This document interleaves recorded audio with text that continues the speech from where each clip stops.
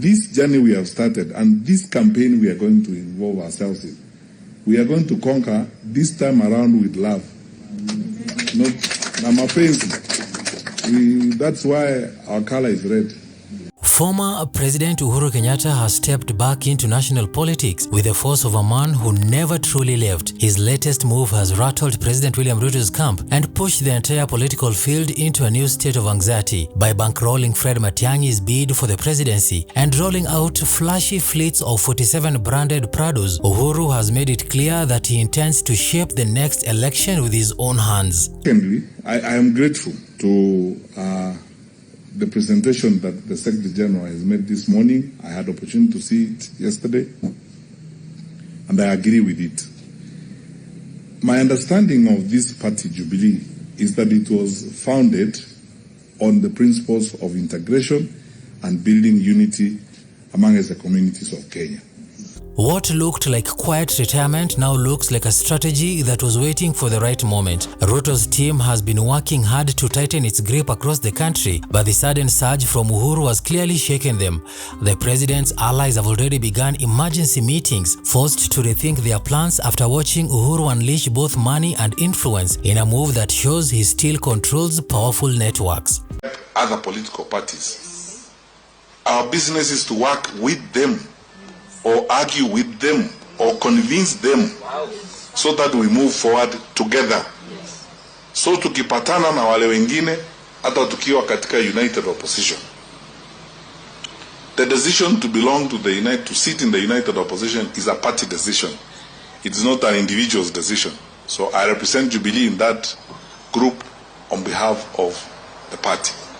And the 47 Prados lined up in Nairobi did more than just make headlines. They signaled raw political strength, each vehicle branded, fueled and assigned to a county, ready to move Matiangi's message across every corner of the country. The show of wealth, planning and coordination stood out in a political climate where most campaigns are still struggling to raise basic funds. If the goal was to show dominance, Uhuru achieved it without breaking a sweat. Kukutana na viongozi wa mashinani. Nimebahatika kuwa mkutano wangu wa kwanza ni hapa Murang'a.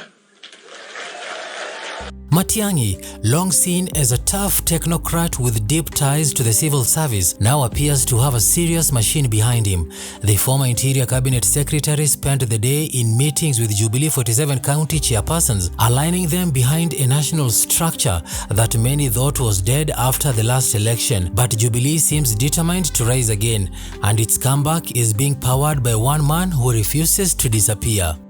We are a party of love.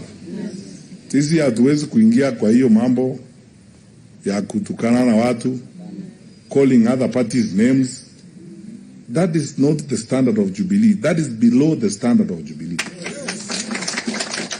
For months, political analysts had speculated that Uhuru was quietly assembling a counterforce to Ruto. Most dismissed the rumors as wishful thinking, but the sudden deployment of high-end campaign vehicles has now confirmed what insiders had whispered. Uhuru is all in, and is using his money, networks and global reach to push Matiang'i into the center of the upcoming race. No one has lied to us that it's going to be a walk in the park, that we will sit together today and agree on everything tomorrow. Englishmen say fools seldom differ. Watu wajinga wanakubaliana kila kitu.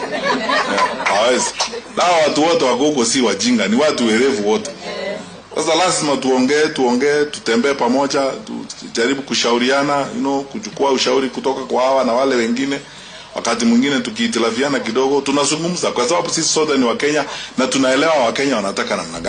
This has forced Ruto's strategists into a defensive mode. The president has been working to block any serious challenge by tightening his grip across the Rift Valley, consolidating support in Mount Kenya, and building new alliances in Western Kenya and Coast. But the entry of Matiang'i backed by Uhuru creates a fresh headache. It is not just another candidate entering the field. It is a candidate backed by the wealth, experience and political capital of a former head of state who still enjoys deep loyalty in several regions.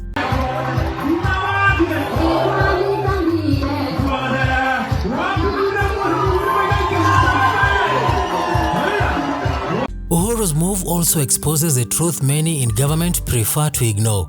He still commands influence in security circles, business networks and diplomatic spaces. His reach goes far beyond party politics, and when he decided to activate those connections, the impact is immediate. Matiangi'S supporters are now energized. They see themselves as part of a comeback project with real muscle behind it. They speak confidently about challenging Ruto in regions where the president once seemed untouchable. The fleet of vehicles has given the team the morale boost they needed. It also sends a clear warning to rivals that Matiang'i will not be running on hope alone. He now has machinery equal to any national contender. This journey we have started and this campaign we are going to involve ourselves in, we are going to conquer this time around with love. Not mapenzi. That's why our color is red. We are a party of love.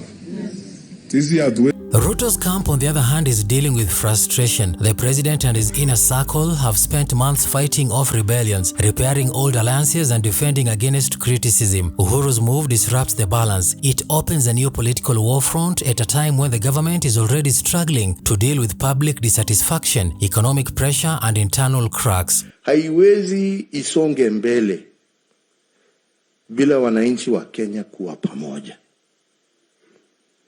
What is even more unsettling for Ruto's team is the timing. The election cycle is entering sensitive phase where every move carries weight, and Uhuru has chosen this moment to flex his muscle, showing that he can still command attention and set the political agenda whenever he wishes. By choosing Matiang'i, he has picked someone with experience, toughness and national appeal, someone who can threaten Ruto's hold on the state and present himself as a credible alternative. I ask us that now is the time to prepare ourselves for the good work ahead, because we are going to do a good work as we move forward. First of all, talking to fellow Kenyans, putting them together, working with them to fix the challenges that we face. The battle ahead will be messy, but one thing is clear: Uhuru has returned to the field with force, not nostalgia. The Prados, the money and the coordination speak louder than any speech. The message is simple: he is ready to fight and is not hiding it. Ruto must now prepare for a contest far tougher than he expected. Matiang'i enters the ring with one of the most powerful political backers in the country, and if the early signs are anything to go by, this race is about to become a bruising showdown between a sitting president and a former one who refuses to fade away. Na ndina itumisha gukena ni undu wa kwambiriria na Murang'a. That we will sit together today and agree on everything tomorrow. Englishmen say fools seldom differ. Watu wajinga wanakubaliana kila kitu. Hawezi. Na watu wote wako huko si wajinga, ni watu werevu wote. Sasa lazima tuongee, tutembee pamoja, tujaribu kushauriana, kuchukua ushauri kutoka kwa hawa na wale wengine. Wakati mwingine tukiitilafiana kidogo tunazungumza, kwa sababu sisi sote ni Wakenya na tunaelewa Wakenya wanataka namna gani.